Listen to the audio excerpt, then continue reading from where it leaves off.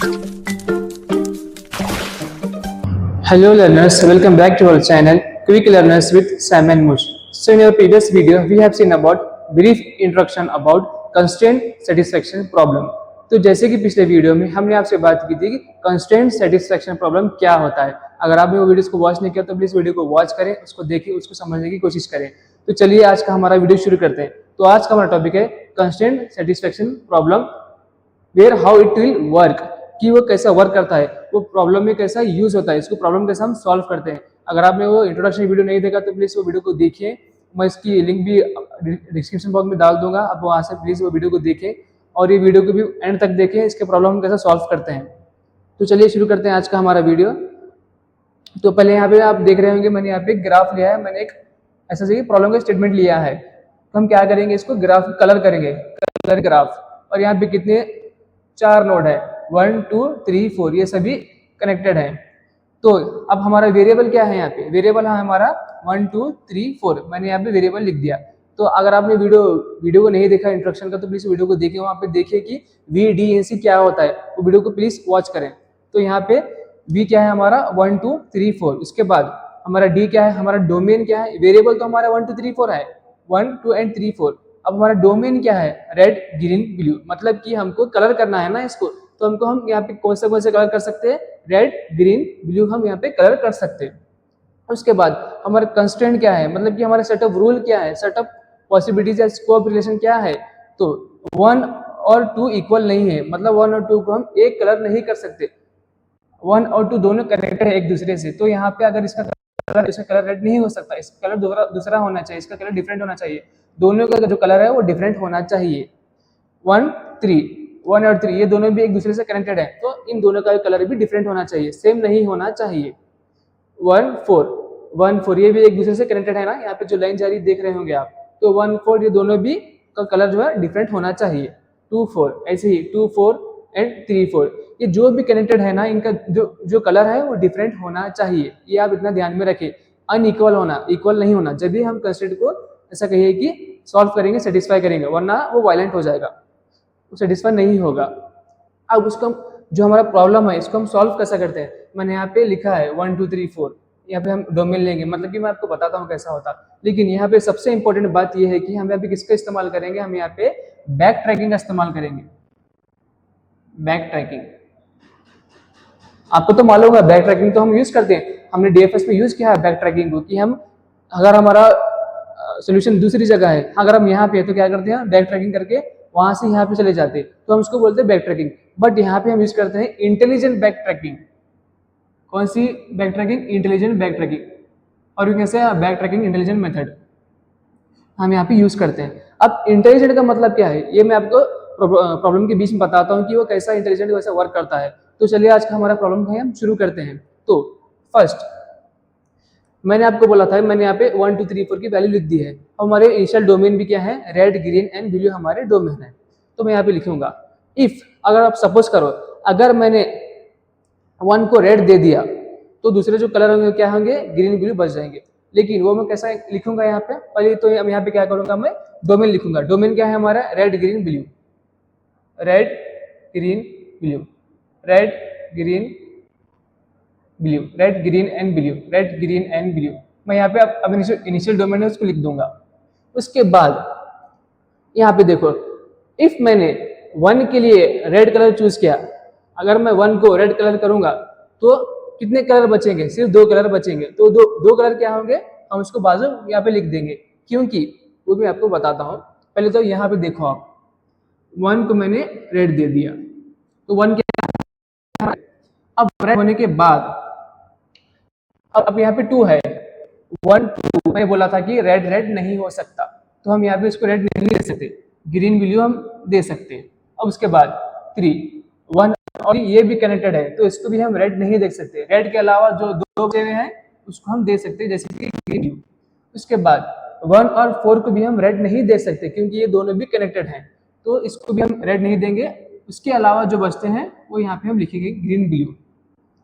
ये 1 रेड का हो गया, हमने रेड को कलर कर दिया, 1 को कलर कर दिया हमने रेड। उसके बाद हम 2 पे जाएंगे। अब 2 पे हम क्या करेंगे, इफ सपोज अगर मैंने 2 पे ग्रीन कर दिया, मैं यहाँ पे 2 पे ग्रीन करूंगा, ये तो रेड रहेगा एज इट इज। उसके बाद मैं यहाँ पे इसको ग्रीन करूंगा, मैंने इसको ग्रीन कर दिया। अब ब्लू है यहाँ पे, ब्लू को अब वो देखो आप यहाँ पे कैसा हो रहा, ग्रीन मैंने लिख दिया। उसके बाद यहाँ पे 3 है, एक दूसरे से कनेक्टेड नहीं है। अब यहाँ पे देखो इंपॉर्टेंट, 2 और 3 एक दूसरे नहीं है, तो यहाँ पे मैं इसको ग्रीन भी दे सकता हूँ, इसको ब्लू भी मैं दे सकता हूँ, क्योंकि ये दोनों कनेक्टेड नहीं है। तो यहाँ पे मैं ग्रीन भी दे सकता हूँ, ब्लू भी मैं दे सकता हूँ। आप समझ गए होंगे। उसके बाद 4, 2 और 4 दोनों कनेक्टेड हैं, तो यहाँ पे ग्रीन तो नहीं आएगा, तो यहाँ पे ब्लू ही आ सकता है। यहाँ पे मैं ब्लू लिखूंगा, ये मैंने ऐसे लिख दिया। हाँ, लेकिन यहाँ पे ग्रीन भी आ सकता है, क्योंकि हम ग्रीन यहाँ पे ग्रीन लिखेंगे, लेकिन यहाँ पे ग्रीन को हम आगे प्रोसेस नहीं करेंगे, ग्रीन बस यहीं पे रुक जाएगा, हमको आगे बस ब्लू लिखना पड़ता। उससे बेहतर है कि हम यहाँ पे सीधा ब्लू ही लिख दें। तो मैंने 2 को भी ग्रीन दे दिया। एंड देन उसके बाद मैं क्या करूंगा, 3 को, अब एक ही कलर बचा ना, ब्लू, ये तो रेड हो गया, ये तो ग्रीन हो गया।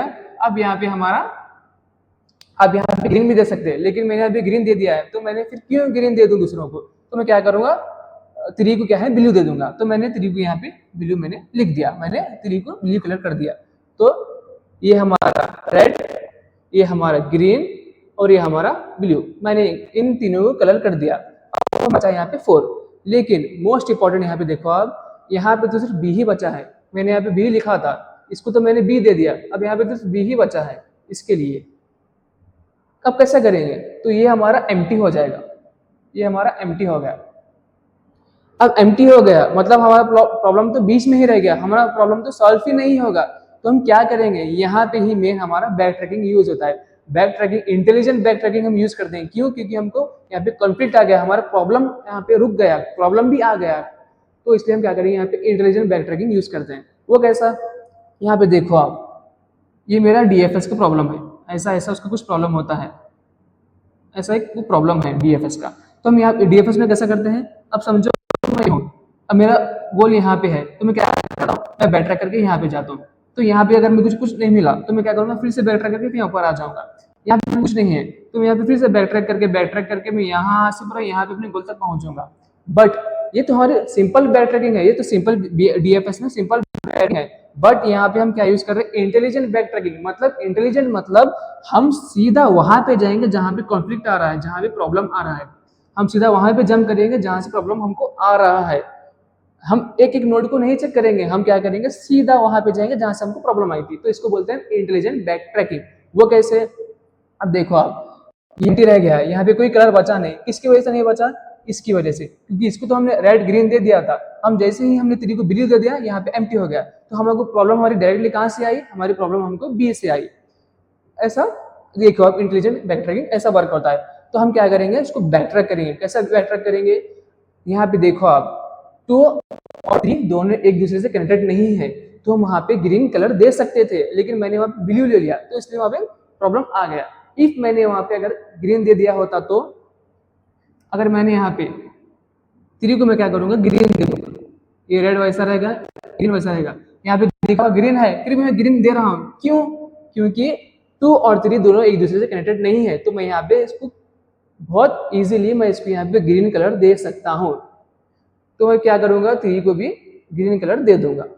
अब उसके बाद एक ही कलर बचता है, कौन सा, ब्लू, तो यहाँ पे ब्लू आ जाएगा। तो जो हमारा 4 था उसको भी कलर मिल गया, कौन सा कलर मिल गया, इसको भी यहाँ पे ब्लू मिल गया। तो हमारा प्रॉब्लम यहाँ पे सेटिस्फाई हो गया, हमारा प्रॉब्लम यहाँ पे सॉल्व हो गया। आप समझ गए होंगे कि ये कैसा वर्क करा। देखो आप, कुछ भी नहीं था यहाँ पे, हमने फर्स्ट इसको रेड दे दिया, फिर उसके बाद ग्रीन ब्लू हमने ऐसा कर दिया। तो हमारी मेन प्रॉब्लम क्या आ रही थी कि यहाँ पे हमको एम्प्टी मिल रहा था, जबकि हमारे पास ग्रीन कलर था, फिर भी मैंने वहाँ पे ब्लू ले लिया, तो प्रॉब्लम आ गई। अब मैंने इसको यहाँ पे ग्रीन कर दिया, तो यहाँ पे ब्लू फिट हो गया, तो हमने इसको सॉल्व कर दिया। तो ये था हमारा कांस्टेंट सेटिस्फेक्शन प्रॉब्लम, ऐसा सॉल्व होता है। इफ ये तो हमने बीएफएस या बैक ट्रैकिंग के या इंटेलिजेंट बैक ट्रैकिंग की मदद से किया, हम उसको ह्यूरिस्टिक फंक्शन से भी कर सकते हैं। वो कैसा ह्यूरिस्टिक फंक्शन से, अब देखो आप, ये मेरा एक नोड है, यहाँ पे मैंने 3-4 कनेक्टेड कर दिए, इसको 3-4 कनेक्टेड है, ऐसा कनेक्टेड है, red green red green red green red green and red green and all मैंने सभी को दे दिया। अब इसके एक के कितने कनेक्टेड हैं, 1 2 3 4 5 कनेक्टेड है, तो हम इसको ह्यूरिस्टिक फंक्शन समझो आप। ये तो ऐसा ग्राफ था, अगर ऐसा ग्राफ रहा तो ऐसा सॉल्व करते हैं हम उसको। यहाँ पे देखो आप, तो ये जो मेन ये है, कैसा मेन है, क्योंकि ये एफिशिएंट है, दूसरे है पूरे 5 कनेक्टेड है, ये क्या है हमारा मेन हो गया। अब मैंने मेन को रेड कलर दे दिया, अब ये क्या है हमारा, 2 है कनेक्टेड, कितने हैं इसको 1 2 3 4 5 6 कनेक्टेड है, तो 2 6 32 यहाँ पे हमारे कलरिंग हो जाते हैं, बॉक्स हो जाते हैं अलग अलग, ऐसा समझो आप। इफ ये हमारा मेन है, अब मेन को मैंने रेड कलर दे दिया, तो बाकी को मैं सिर्फ ग्रीन दे सकता हूँ, बाकी को सिर्फ मैं ग्रीन ही दे सकता हूँ। ये हमारे ह्यूरिस्टिक फंक्शन में ऐसा काम को आता है कि दूसरे को सिर्फ आप एक ही कलर बच गया, तो मैंने एक ही कलर उसको दे दिया, क्योंकि एफिशिएंट था, ये मेन था, इसको ही दूसरे कनेक्टेड थे ना, तो मैंने इसको एक कलर असाइन कर दिया। अब दूसरों के लिए सिर्फ क्या बचा, ग्रीन बचा। तो 32 बॉक्स में से 32 कोड में से मैं सिर्फ 5 को ही ग्रीन दे सकता हूँ, ऐसे भी ये सॉल्व होता है ह्यूरिस्टिक फंक्शन के जरिए। तो ये था हमारा कंस्ट्रेंट सेटिस्फेक्शन के बारे में। अगर आपको ये वीडियो पसंद आ गया तो प्लीज़ लाइक करें, जाते वक्त सब्सक्राइब करके जाएं चैनल को, और हमारी जो एआई की प्लेलिस्ट है इसको पूरा देखें और इसको समझने की कोशिश करें। मैं आपसे फिर से मुलाकात करूंगा अपने अगले वीडियो में, तब तक के लिए बाय बाय लर्नर्स।